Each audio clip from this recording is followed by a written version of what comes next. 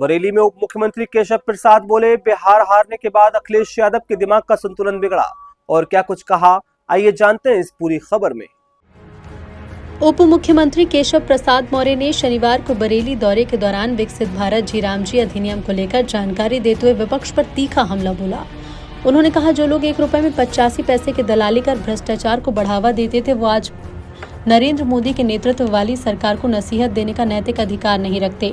उप मुख्यमंत्री ने स्पष्ट किया कि अपराध और भ्रष्टाचार करने वालों को किसी भी सूरत में बख्शा नहीं जाएगा और उनके खिलाफ सख्त कार्रवाई होगी। उन्होंने कांग्रेस को सलाह दी कि दूसरों को उपदेश देने से पहले खुद को सुधारे। सपा पर निशाना साधते हुए केशव प्रसाद मौर्य ने कहा कि बिहार चुनाव में हार के बाद सपा प्रमुख अखिलेश यादव का मानसिक संतुलन बिगड़ गया है, उन्हें इलाज कराना चाहिए। उन्होंने दावा किया कि साल 2027 के विधानसभा चुनाव में सपा को पहले से भी बुरी हार का सामना करना पड़ेगा, क्योंकि जनता को बार बार गुमराह नहीं कर सकते। उप मुख्यमंत्री ने कहा कि 2024 के लोकसभा चुनाव में विपक्ष ने भ्रम फैलाया, लेकिन उसके बाद बीजेपी ने महाराष्ट्र, हरियाणा, दिल्ली और बिहार में जीत दर्ज की और अब पश्चिम बंगाल में भी जीत की ओर बढ़ रही है। उन्होंने दोहराया कि 2027 में उत्तर प्रदेश में बीजेपी की प्रचंड बहुमत सरकार बनेगी। उप मुख्यमंत्री ने कहा कि जी राम जी अधिनियम से गांव का विकास होगा, भ्रष्टाचार खत्म होगा, श्रमिकों को रोजगार मिलेगा। आरोप लगाया कि कांग्रेस, सपा, टीएमसी को राम के नाम से परेशानी होती है, इसलिए वो इस अधिनियम का विरोध कर रहे हैं। इससे पहले उप मुख्यमंत्री ने दिवंगत फरीदपुर विधायक श्याम बिहारी लाल के आवास पहुंचकर परिजनों को सांत्वना दी। बाद में सर्किट हाउस में पत्रकारों से बातचीत कर फरीदपुर के लिए रवाना हुए। इस देश के अंदर हम गरीबों की पूजा करते हैं, गरीबों का सम्मान करते हैं, जो मजदूरी करके परिवार का पालन पोषण करते हैं, उनके जीवन में कोई दुख ना हो, इसको दूर करने के लिए माननीय नरेंद्र मोदी जी के नेतृत्व में देश में आदरणीय योगी आदित्यनाथ जी के नेतृत्व में प्रदेश में सरकार जब से बनी है, 4 करोड़ गरीबों को घर दे चुके हैं। 80 करोड़ लोग कोई भूखा पेट न सोवे, उसके लिए प्रधानमंत्री गरीब कल्याण योजना का राशन मिल रहा है। 60 करोड़ लोगों को प्रधानमंत्री जी आयुष्मान भारत योजना के माध्यम से इलाज की सुविधा मिल रही है। 10 करोड़ से अधिक घरों में कि गरीब के घर में भी गैस के चूल्हे पर रोटी बन सकती है, यह व्यवस्था माननीय नरेंद्र मोदी जी के नेतृत्व वाली सरकार ने दिया है।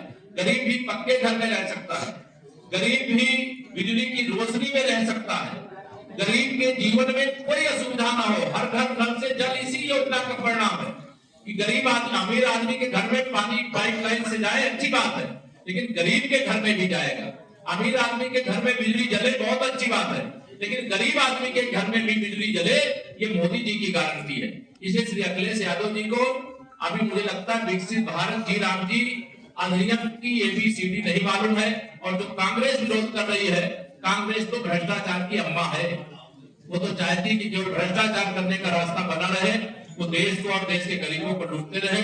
तो मोदी है तो ये मुमकिन नहीं। धन्यवाद। Thank you.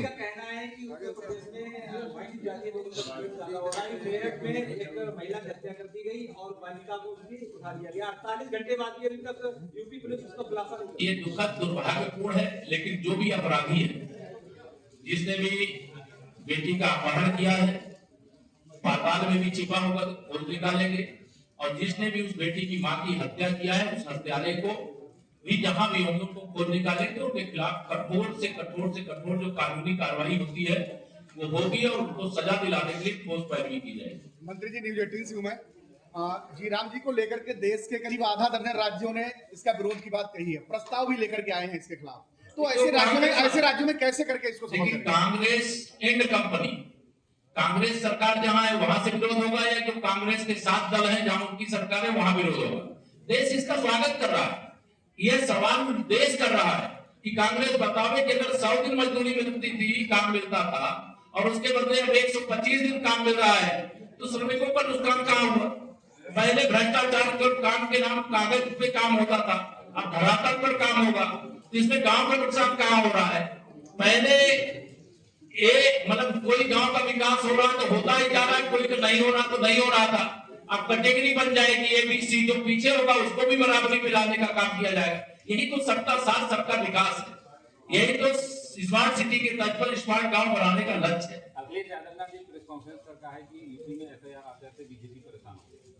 देखिए, श्री अखिलेश यादव जी बहुत परेशान है। जब से बिहार का चुनाव प्रचार करने के लिए पूरी ताकत से गए, पूरी अपना दलबल उत्तर प्रदेश से समाजवादी पार्टी का लेकर के गए, लेकिन लौटे तो खाली हाथ। उनका कोई प्रत्याशी नहीं था, वो भाजपा को हराने के लिए गए थे, वहां भाषण कर रहे थे, कि अवध में हराए हैं, मगध में हराएंगे। और वह मैं आपको ये बताए दे रहा हूं, मगध में वो हार चुके हैं, जिनको जिताने गए थे वो हार चुके। और अवध में अभी 2027 में, अवध माने यूपी में उनका सुपड़ा साफ होगा। इनका फर्जी पीडीए की धज्जियां उड़ जाएगी। ये गुंडों, अपराधियों और माफियाओं के गैंग का संचालन करने वाली समाजवादी पार्टी है। इनके पास कार्यकर्ता नहीं है। जाति के नाम पर केवल भेदभाव पैदा करके, गुमराह करके जो 2024 के लोकसभा चुनाव में कुछ सीटें पा गए हैं, इनकी हैसियत 2027 में पता चल जाएगी।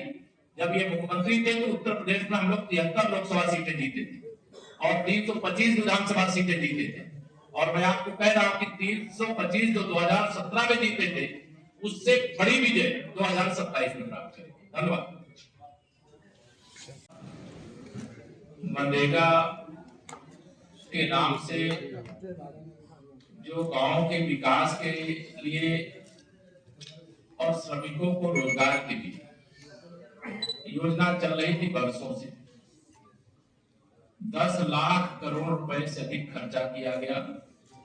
लेकिन मनरेगा के माध्यम से 10 लाख करोड़ से अधिक खर्च करने के बाद भी गांव का जिस प्रकार से विकास होना चाहिए वो विकास नहीं हो पाया।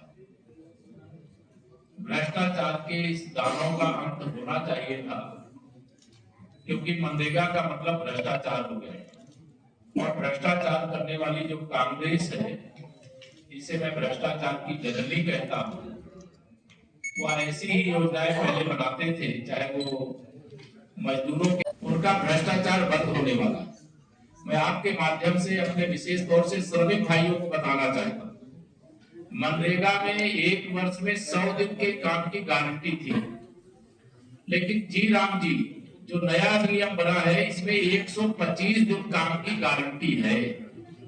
अर्थात रोजगार में कोई कटौती नहीं की गई।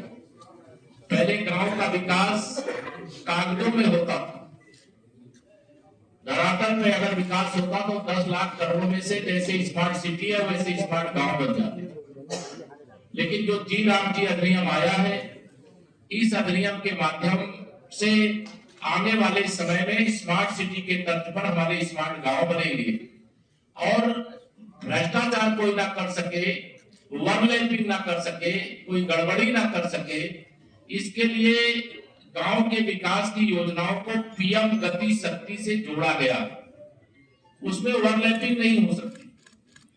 तीसरी बात, हमारे जो तभी वो योजना चलती थी और आप सब अवगत है कि कांग्रेस की जब देश में सरकार थी, राजीव गांधी जी प्रधानमंत्री थे, उन्होंने संसद में खड़े होकर के कहा था कि हम जब दिल्ली से 1 रुपए भेजते हैं तो जिसके पास भेजते हैं उसके पास 15 पैसे पहुंचता है और 85 पैसे बीच में गायब हो जाता है।